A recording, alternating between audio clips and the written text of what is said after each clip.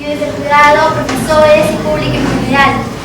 En esta mañana, el grupo de cuarto de secundaria, estamos muy alegres de primeramente presentarnos al segundo concurso de la mesa redonda, porque el anterior año también participamos y nos sentimos también muy alegres también por participar de que nuestro colegio cumple 56 años.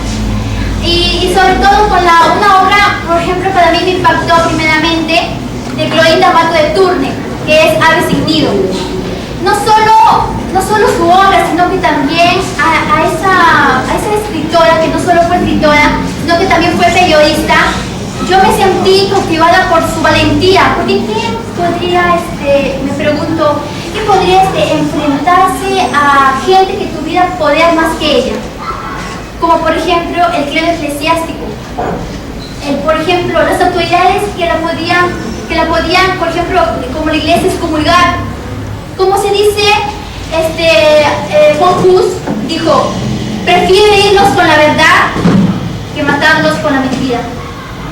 Ella, como se puede decir, ella no tuvo pelos en la lengua, porque literalmente ella dijo todo sin que, aunque le costara la vida, aunque la desterraran, aunque la excomulgó la iglesia católica y que muere en otra tierra que no sea de ella, ella no siguió, no se detenió en escribir otra obra, sino que siguió publicando, siguió viendo la realidad de cómo los indígenas eran maltratados durante el siglo XVIII y la gran inmoralidad que existía en esos tiempos, desde el virreinato, desde la república, y hasta el día de hoy sigue ahora, como la inmoralidad y el abuso que existe todavía entre la discriminación de los indígenas.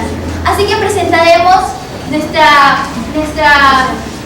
temática de la mesa redonda y presentaremos a nuestros expositores. Tenemos a Carla de la Cruz Mostacero del cuarto A, luego tenemos a Daniela Castro Gutiérrez también de cuarto A, luego tenemos a Pereira Castillo Claudia de cuarto A y Altamirano Flores de cuarto A. Como ustedes piensan, ya somos seis integrantes de la mesa redonda, falta uno. No pudo venir por ciertos motivos, siempre sucede percances en la vida, así que espero que nos disculpen. Comenzaremos con los datos biográficos de Clorinda Mato de Turner.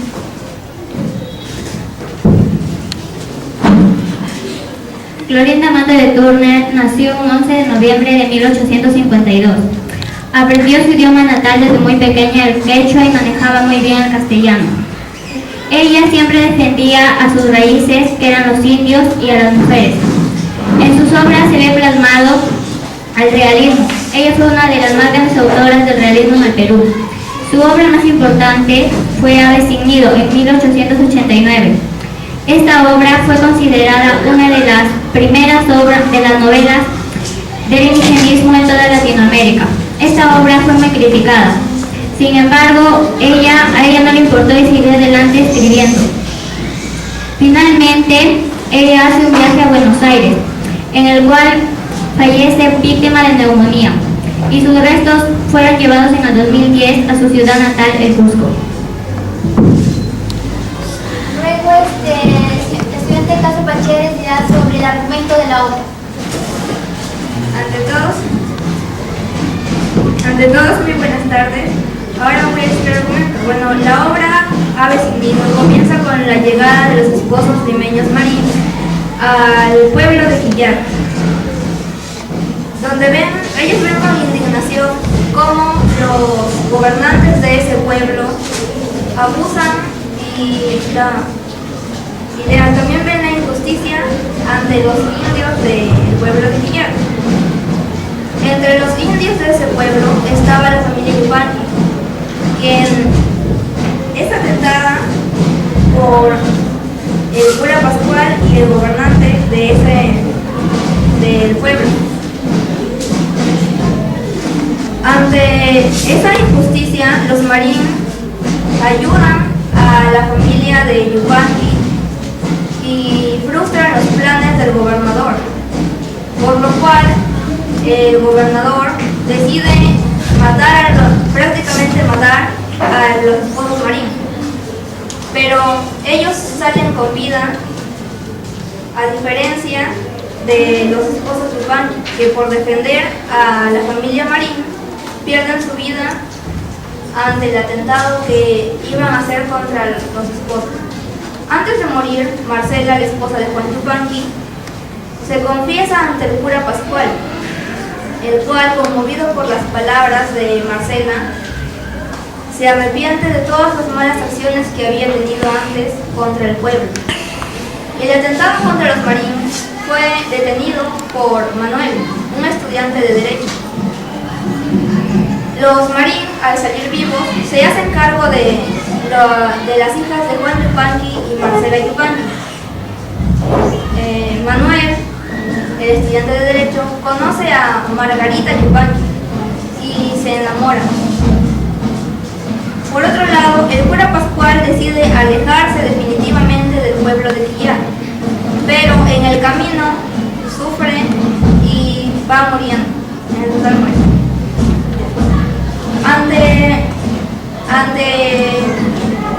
Cuando el cura Pascual fue y murió en el camino, el gobernador decide culpar del atentado contra los Marín al campanero Isidro Chambi y lo apresan y le quitan todo lo que tenía, sus ganados, sus tierras, etc. Ante la injusticia y la maternidad inminente de Lucía Marín, los Marín deciden marcharse a Lima con las hijas de Yupanqui, por lo que deciden dar un banquete con el objetivo de que los gobernantes decidan liberar a Isidro Chambi. Manuel, como ve que es correspondido por el amor de Margarita, decide también irse a Lima, pero antes de marcharse, decide revelar la identidad de su verdadero padre, de su padre biológico, quien era el obispo Miranda y Clara, el cual también resulta ser el padre biológico de Margarita. Por eso su amor entre ellos se ve frustrado. Gracias.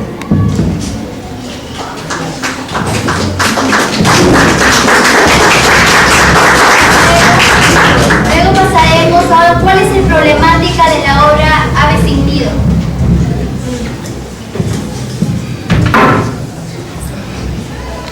Hemos hallado en la obra Ave sin Nido, está plasmado en el tema, que viene a ser la injusticia de las autoridades del pueblo de Quillay ante los indígenas.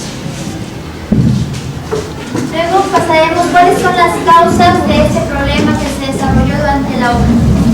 Las causas, como número uno, es la ignorancia. ¿Por qué la ignorancia? La ignorancia de los esposos Yupanqui al no tener una cultura precisa, ya que estos no se dieron cuenta de la corrupción que existía en las autoridades. Las diferentes clases sociales. ¿Por qué eso? Vemos la similitud mucha diferencia entre los esposos Marín y los esposos Yupanqui, ya que los esposos Marín tenían un alto rango, en cambio los esposos Yupanqui tenían un nivel más bajo.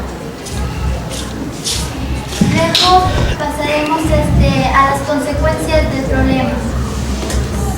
Dentro de las consecuencias que tenemos referente al problema son la muerte de los esposos Yupanqui, que una de las causas fue la corrupción que cometían las autoridades para que el resto de las personas no se entere de lo que estaban cometiendo, los delitos que cometían. También el atentado contra los Marín, que viene respecto a la muerte de los esposos Yupanqui. Y finalmente tenemos el abuso sexual que comete el obispo Miranda contra Petronila, que es la madre de Manuel, y Marcela, que viene a ser la madre de Margarita. Por ejemplo, el Perú ocupa, según el Perú, en estado rural, ocupa el tercer lugar a través de la violencia sexual, y a través del urbano ocupa el 9º puesto de la violencia sexual. Es decir, no es un problema que ha sido durante el siglo XVIII, en la República, sino que ha sido desde el virreinato. En la República siempre ha sido un problema social, estructural, y hasta el día de hoy no ha bajado aún. El 47% de las mujeres sufren de violencia sexual. Una mujer de cada 5 es víctima de violencia sexual.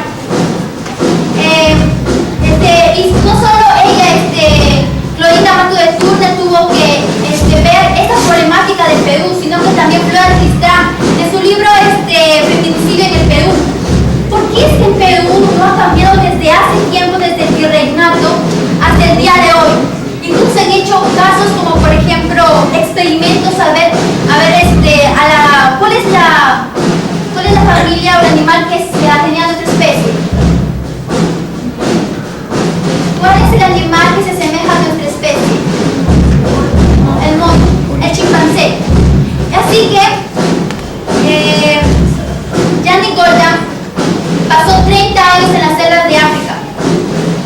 ¿Y qué hizo ella? Analizó los problemas si el chimpancé comete estos actos. Durante esos 30 años suceden estos problemas en el día de hoy. ¿Quién se atrevería a decir en esos tiempos donde no había una constitución política del Perú? No existían esos derechos que protegían a la mujer, no existían esos derechos que protegían al indígena. Como por ejemplo, repite leer, a la igualdad de la ley, nadie debe ser discriminado por motivos de origen o de raza, sexo o idioma. En la obra vemos que la mujer era discriminada, conocida como inferior, como la John Jordan, que decidió que la mujer siempre se le enseñó que debe ser inferior al hombre, que ellos solo sirven nada más para lavar los platos, para lavar la ropa. Por eso es que nuestra generación está acostumbrada así, y vemos estos casos, por ejemplo, en idioma, religión u opinión. Entonces ella fue perseguida por sus razones de creencias. No hay delito de opinión según nuestra constitución, pero esta constitución, ¿creen que había en esos tiempos de Clorinda Mando de Túnez? No, no lo había. Pero ella no decidió por miedo a las autoridades, por miedo que la puedan asesinar o ocultar. Ella no tuvo miedo, ella siguió adelante y siguió escribiendo más artículos sobre lo que pasaba en la realidad del Perú. Porque esto es una realidad, no es una cosa ficticia. Porque algunos tenemos miedo de decirla, nosotros no debemos Bueno, las medidas que se deberían que podríamos tomar y que se deben tomar es el aumento de la culturalización, tanto como la discriminación se lleva a cabo por el analfabetismo. Entonces, en este caso podríamos incrementar, o mejor dicho, disminuir el analfabetismo para que las personas se dediquen más a culturizarse, porque la cultura es algo que nos hace grande. En cuanto al abuso sexual, se deberían tomar medidas drásticas. Yo creo que, bueno, al menos a mi parecer, la justicia debería influir tanto en la iglesia como... Bueno, al menos en mi caso, si estuviera en mis manos, lo que yo haría era que en las escuelas, porque todo se empieza de casa y desde la educación, que en las escuelas se aumente, como dije antes, la culturalización, para que así los hombres, sobre todo, tanto como las mujeres, aprendan sobre la equidad de género, porque la discriminación se lleva a cabo porque no hay una equidad de género, más la discriminación se lleva más hacia las mujeres que hacia los hombres. También lo que haría es de que haya un asistente social en cada familia. Si se presentan casos de discriminación, la familia acuda al asistente social y ella pueda darles unas pautas para que ellos ayuden a sus hijos y que les digan lo que tienen que hacer para así poder evitar una